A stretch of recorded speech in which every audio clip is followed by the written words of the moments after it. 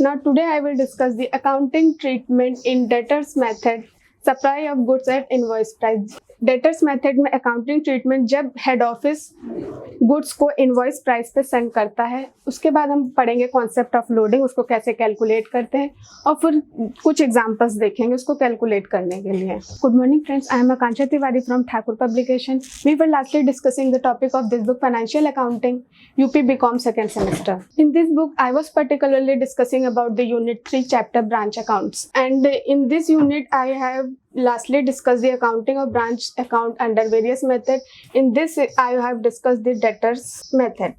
Now today I will discuss the accounting treatment in debtors method, supply of goods at invoice price. Debtors method में accounting treatment जब head office goods को invoice price पे send करता है, उसके बाद हम पढ़ेंगे कॉन्सेप्ट ऑफ लोडिंग, उसको कैसे कैलकुलेट करते हैं और फिर कुछ एग्जांपल्स देखेंगे उसको कैलकुलेट करने के लिए। तो डेटर्स मेथड में, डेटर्स क्या, हर मेथड में जो हेड ऑफिस होता है वो ब्रांच को गुड्स कॉस्ट पर भी दे सकता है या फिर इनवॉइस प्राइस पर दे सकता है।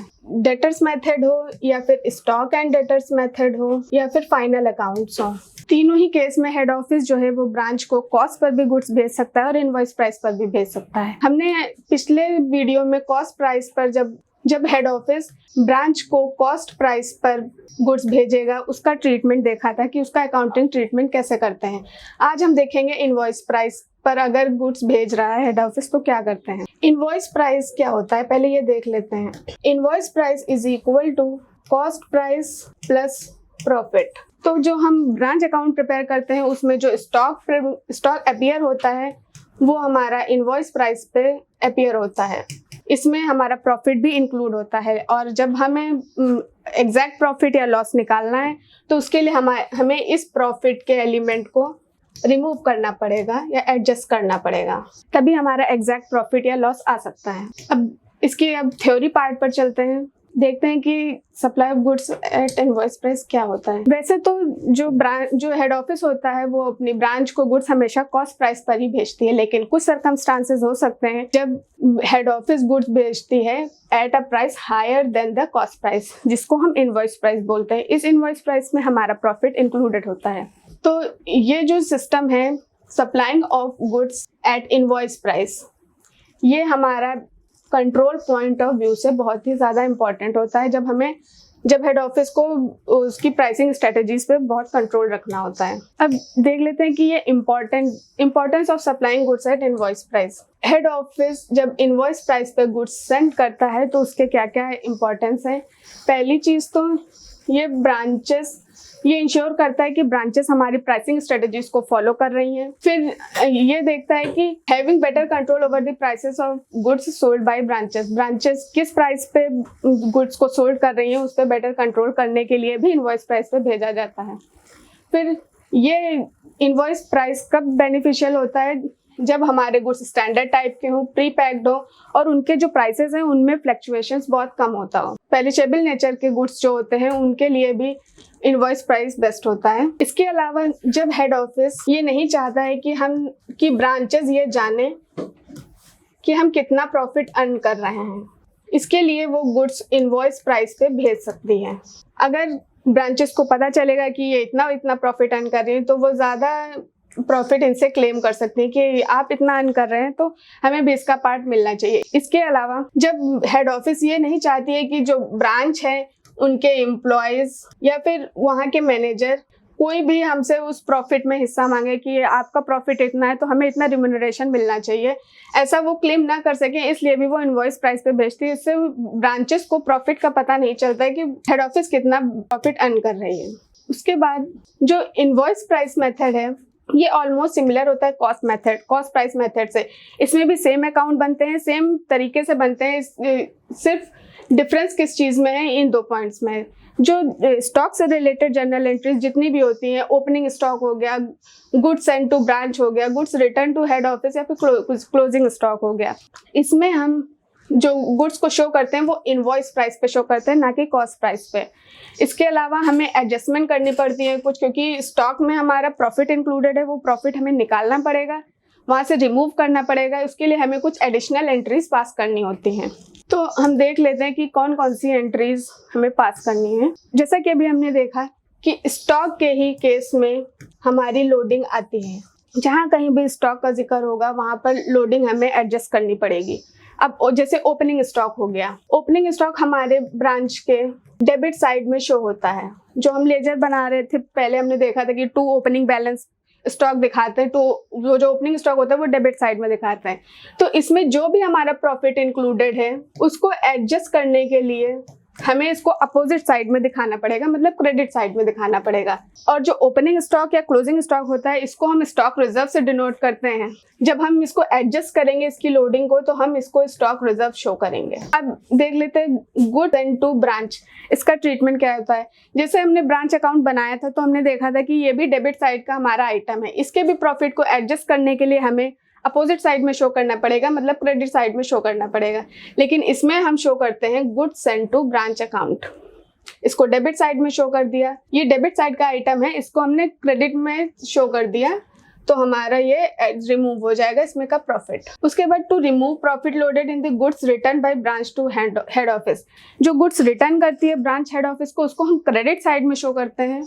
उसको एडजस्ट करने के लिए हमें इसे इसके अपोजिट साइड मतलब डेबिट साइड में शो करना होगा। उसके बाद जो क्लोजिंग स्टॉक है, क्लोजिंग स्टॉक हम ब्रांच अकाउंट जब प्रिपेयर होता है तो यहाँ पर बाय बैलेंस कैरी डाउन करके शो करते हैं यहाँ पर। तो ये हमारे क्रेडिट साइड का आइटम है। इस पर हमें लोडिंग दिखाने के लिए हम इसके डेबिट साइड में आएंगे, यहाँ पर दिखाएंगे कि यहाँ पर भी स्टॉक रिजर्व शो करते हैं, स्टॉक रिजर्व इसकी टू स्टॉक रिजर्व। तो इस तरीके से इसका ट्रीटमेंट हो जाएगा। इस तरह से हम रिमूव करेंगे जो भी हमारा प्रॉफिट लोडेड है। अब देख लेते हैं कि लोडिंग को कैलकुलेट कैसे करते हैं। लोडिंग हमारी 2 टाइप्स की हो सकती है। हमारे क्वेश्चन में 2 टाइप से दिया जा सकता है, जैसे कि goods Saint at cost plus और यहाँ पर कुछ भी परसेंटेज दिया होगा 20, 25 व्हाटएवर। या फिर वो दे सकता है क्वेश्चन में गुड्स आर सेंट एट, यहाँ पर परसेंटेज कुछ दिया होगा ऑन सेल। तो ये 2 केसेस होते हैं। इसमें लोडिंग कैलकुलेट करने का मेथड दोनों में डिफरेंट होता है। तो देख लेते हैं पहले कॉस्ट प्लस प्रॉफिट बेसिस को।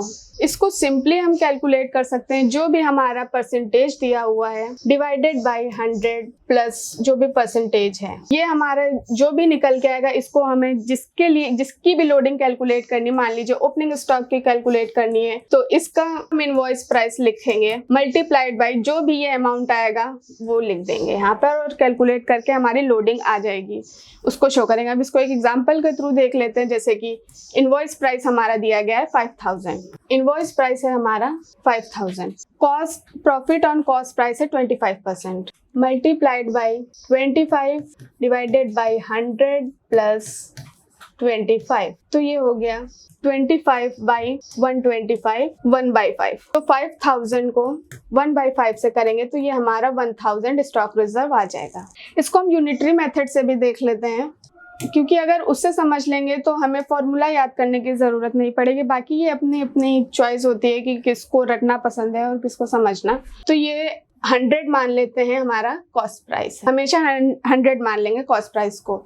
इसमें हमें दिया गया प्रॉफिट ऑन कॉस्ट प्राइस 25%, इसमें 25% प्लस करेंगे तो हमारा इनवॉइस प्राइस आ जाएगा 125। अब हमारा 125 बराबर दिया हुआ है 5000, तो 1 का हो जाएगा 5000 डिवाइडेड बाय 125 और 25 का निकालने के लिए मल्टीप्लाइड बाय इसको 25 कर देंगे। तो ये वही चीज़ आ गई। यूनिटरी मेथड से करेंगे तब भी हमारी वही चीज़ आ जाएगी। मेन हमें स्टॉक रिजर्व निकालना है। आप कौन सा मेथड प्रेफर करते हैं ये आपके ऊपर है। अब एक इसका एग्जांपल देख लेते हैं, ब्रांच अकाउंट में इसका ट्रीटमेंट कैसे करते हैं। एक कंपनी है मुकेश एंड सन्स, जिसकी ब्रांच अलीगढ़ में है। जो हेड ऑफिस है मुकेश एंड सन्स, ये अपने गुड्स ब्रांच को भेज रहा है कॉस्ट प्लस 20% पर। जो ब्रांच है उसको अथॉरिटी दी गई है कि वो गुड्स परचेज कर सकता है लोकल पार्टीज से। वैसे तो अलाउड नहीं होता है, लेकिन अगर हेड ऑफिस चाहे तो वो अलाउ कर सकता है। लेकिन इसका ये यहाँ ध्यान रखने की ज़रूरत है, the payment for such purchase are only done at the head office. Head office ही इसका पेमेंट कर रहा है, इसका पेमेंट ब्रांच नहीं कर रहा है। भले वो खरीद रहा है बट पेमेंट इसका हेड ऑफिस ही कर रहा है। इसके अलावा branch is instructed to transfer, जितना भी कैश वो कलेक्ट करेगी डेटर से वो डायरेक्ट बैंक अकाउंट में भेजेगी। हेड ऑफिस सारे एक्सपेंसेस को कवर कर रही है एक्सक्लूडिंग द एक्सपेंसेस ऑफ पेटी एक्सपेंसेस को छोड़ के। इसके लिए वो कैश भेज रही है, अपने एक्सपेंसेस वो खुद इनकर ब्रांच कर रही है, लेकिन कैश हमारा हेड ऑफिस भेज रहा है। Head office is making periodical transfer for maintaining the पेटी cash amount at the branch. इस इंफॉर्मेशन के बेसिस पे हमें branch account year ending on 31 December 2020 prepare करना है। ये हमारी डिटेल्स हैं, ये सोल्यूशन है। ये हमारा दिया हुआ है इम्प्रेस्ड कैश का ओपनिंग बैलेंस, ये है हमारा क्लोजिंग बैलेंस। ओपनिंग बैलेंस हमेशा डेबिट साइड में शो करते हैं, ये हमारा 2000 अपीयर हो गया यहाँ पर। उसके बाद क्लोजिंग इस साइड आता है, अभी इसको छोड़ देते हैं। सन्ड्री डेटर ओपनिंग डेटर्स दिए हुए हैं 25,000, ये हमारा 25,000 आ गया। उसके बाद स्टॉक ऑन, ये ओपनिंग स्टॉक दिया है, 1/1/20 को दिया है, तो मतलब ये ओपनिंग स्टॉक है। Transfer from head office, head office ने इनवॉइस प्राइस पे भेजा है 24,000, इसको एग्जैक्ट 24,000 लिख लेंगे। उसके बाद डायरेक्ट परचेज बाय ब्रांच 16,000, ये सारे हमारे ओपनिंग बैलेंस हो गए। 67,000 ये आ गया। इसके बाद यहाँ पर ये हम देख रहे हैं कि transfer from head office at invoice price, इसका मतलब इसमें 24,000 में हमारा प्रॉफिट इंक्लूडेड है। इसके लिए हमें स्टॉक रिजर्व दिखाना पड़ेगा क्रेडिट साइड में ये, और वो अमाउंट कितना आएगा, हमारा दिया था 20%, तो हमारा ये 4,000 आ गया। 24,000 हमारा दिया हुआ था, और क्वेश्चन में हमारा 20 प्लस प्रॉफिट दिया था, 20 plus cost price, 20 plus cost. तो हमारा ये जैसे हम फॉर्मूला लगाते हैं, पहले 24,000 ये हमारा इनवॉइस प्राइस है, multiplied by 20 divided by 120। 100 plus 20 बताया था अभी फॉर्मूले में, वैसे 100 प्लस 20 हो जाएगा, और ये हमारा 4,000 आ जाएगा। लोडिंग ऑन ओपनिंग स्टॉक हो गया। अब इसके बाद क्वेश्चन में देख लेते हैं हमारा क्या दिया। ये हमने 16,000 लिख चुके हैं, इसको टिक कर लेते हैं। अभी हमारा वो क्लोजिंग वाला बाकी है, वो बाद में लिखेंगे। इसके बाद डायरेक्ट परचेजेस हम शो करेंगे, क्योंकि इसका पेमेंट हमारा हेड ऑफिस ही कर रहा है, तो ये हमने डायरेक्ट परचेजेस शो कर दी 45,000 से। रिटर्न फ्रॉम कस्टमर, ये मेमोरेंडम का पार्ट है, इसको यहाँ पर शो नहीं करेंगे। Goods sent to branch from head office at invoice price, अब ये गुड्स भेजे गए, ये हमारा डेबिट साइड का पार्ट है। 60,000 इनवॉइस प्राइस पे दिया है, इसका मतलब इस पे भी स्टॉक रिजर्व यहाँ पर नहीं डिनोट करते, लेकिन लोडिंग हम कैलकुलेट करेंगे, उसको हम शो करेंगे गुड्स सेंट टू ब्रांच से क्रेडिट साइड में। तो पहले इसको 60,000 लिख लेते हैं यहाँ पर। इसके बाद इसकी लोडिंग कैलकुलेट कर लेते हैं। 60,000 मल्टीप्लाइड बाय 20 बाई 120, तो ये हमारी 10,000 से हमने लोडिंग दिखा दी to goods and to branch credit side में, ये इसकी लोडिंग है। उसके बाद हमारा ये हो गया। अब आते हैं पेटी cash expenses, transfer from head office for पेटी कैश। 2500 उसने भेजे हैं, तो हम डायरेक्ट 2500 यहाँ पर दिखा देंगे। उसके बाद एक्सपेंसेस, ये हमारा मेमोरेंडम का पार्ट है, ये भी मेमोरेंडम का पार्ट है, ये हमारा क्रेडिट साइड का पार्ट है। ब्रांच एक्सपेंसेस हमारे ये 30,000 इनकर हुए हैं, वो डेबिट साइड में शो कर देंगे। उसके बाद हम क्रेडिट साइड के अमाउंट पे आते हैं। यहाँ पर पहले हमारा बाई बैंक कैश सेल्स हमारी ये 45,000 क्रेडिट साइड का आइटम था, इसलिए हमने छोड़ दिया था, वो हमने यहाँ पर लिख दिया। रिसिप्ट फ्रॉम डेटर्स से हमारा ये एक कैश रिसीव फ्रॉम कस्टमर्स, ये 1,25,000 हमारा आ गया। इसको टोटल किया 1,70,000 आ गया। 10,000 हमारा वो लोडिंग था, वो कैलकुलेट हो गया। अब यहाँ पर हम by balance carry down stock from closing balance ये है। ट्रांसफर फ्रॉम हेड ऑफिस 18,000 ये लिखा। फिर डायरेक्ट परचेज का ये 12,000। कैश हमारा क्लोजिंग ये 1850 दिया हुआ है, वो लिखा। डेटर्स हमने कैलकुलेट किया है मेमोरेंडम ब्रांच अकाउंट प्रिपेयर करके, वो क्लोजिंग बैलेंस आ गया। इसके अलावा ये जो क्लोजिंग स्टॉक हमारा हेड ऑफिस वाला है 18,000, इस पर हम स्टॉक रिजर्व निकालेंगे, लोडिंग निकालेंगे। 18,000 मल्टीप्लाइड बाई 20 बाई 120, तो ये हमारा 3,000 आ जाएगा। उसके बाद तो क्लोजिंग डेटर्स निकालने के लिए हम मेमोरेंडम डेटर्स अकाउंट प्रिपेयर करेंगे।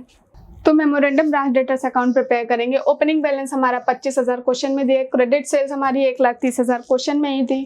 कैश अकाउंट हमें कस्टमर से कितना अमाउंट रिसीव हुआ है 1,25,000। डिस्काउंट हमने कितना दिया 2,000 रुपये। कस्टमर ने 3,000 का रिटर्न किया, वो शो कर दिया। बैड डेट्स हमारी 1,000। अब सबको बैलेंस करेंगे तो हमारा कैरिड डाउन बैलेंस आ जाएगा 24,000 रुपये। इसको हम शो कर देंगे यहाँ पर, ये 24,000 शो हो गया। अब दोनों तरफ का बैलेंसिंग करेंगे, जिधर कम आएगा वो हमारा प्रॉफिट या फिर लॉस हो जाएगा। हमने यहाँ पे बैलेंस किया तो हमारा इधर बैलेंस कम आ रहा था, तो हमारा नेट प्रॉफिट हो गया 32,350 रुपये। तो इस तरह से हमने देखा कि इनवॉइस प्राइस जब हमें कॉस्ट प्लस परसेंटेज दिया हो तो हम लोडिंग कैसे कैलकुलेट करते हैं और उसमें ब्रांच अकाउंट और मेमोरेंडम ब्रांच अकाउंट कैसे प्रिपेयर करते हैं, मेमोरेंडम ब्रांच डेटर्स अकाउंट। अभी हमने देखा कि जब हेड ऑफिस गुड्स को कॉस्ट प्लस परसेंटेज पर सप्लाई करेगी तो उसकी लोडिंग हम कैसे कैलकुलेट करेंगे, और हमने देखा कि उसका अकाउंटिंग ट्रीटमेंट ब्रांच अकाउंट में कैसे होगा। अब हम इसका सेकंड पार्ट देखते हैं। जब हेड ऑफिस गुड्स को परसेंटेज ऑन सेल भेजती है तो उसका ट्रीटमेंट, हम उसकी लोडिंग कैसे कैलकुलेट करते हैं। इसमें बहुत सिंपली बस जो परसेंटेज दिया है, इनवॉइस प्राइस जो भी हमें ओपनिंग स्टॉक या क्लोजिंग स्टॉक जो भी हमें अमाउंट दिया हुआ है स्टॉक का, उसका डायरेक्ट परसेंटेज निकाल देंगे तो हमारी वो लोडिंग आ जाएगी, उसको हम शो कर देंगे। वैसे ही शो करेंगे जैसे हमने भी ऊपर शो किया था। तो आइए अब इसका एग्जांपल देख लेते हैं, प्रॉफिट ऑन सेल वाला। एक कंपनी है XYZ, उसने अपनी ब्रांच, उसकी एक ब्रांच है कोलकाता में, गुड्स भेजे हैं 20 plus profit on sale. Branch को जितना भी कैश कलेक्शन दिन में होता है वो रेगुलर बेसिस पे हेड ऑफिस को भेजना होता है। हेड ऑफिस सारे एक्सपेंसेस का पैसा दे रही है, पेटी एक्सपेंसेस को छोड़ के, इसके लिए वो कैश भेजती है और जो एक्सपेंसेस हैं वो ब्रांच मैनेजर खुद इनकर करेगा, लेकिन उसी कैश से। इसके बेसिस पे हमें ब्रांच अकाउंट प्रिपेयर करना है हेड ऑफिस की बुक में।